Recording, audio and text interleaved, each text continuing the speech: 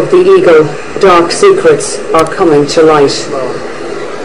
This was the headquarters of the Hamis Brigade, a much feared army unit run by Colonel Kadhafi's son.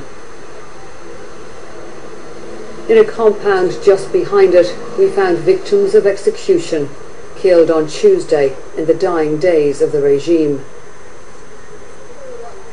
This man's feet were still bound.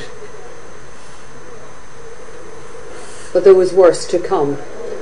Inside this smouldering warehouse, the charred remains of dozens of bodies.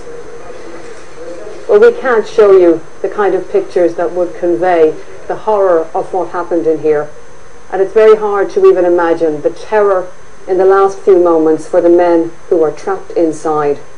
What we can say for certain is that they were shown absolutely no mercy.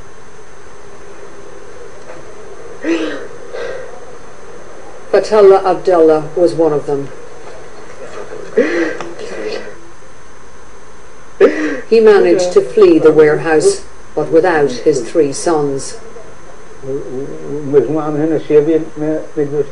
He says up to 150 civilians were packed in here, guarded by troops and mercenaries.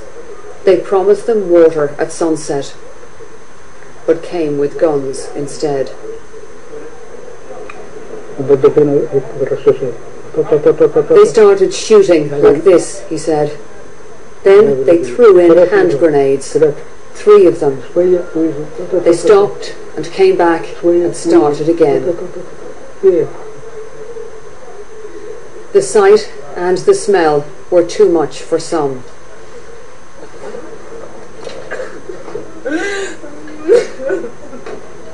For others, the grief was overwhelming.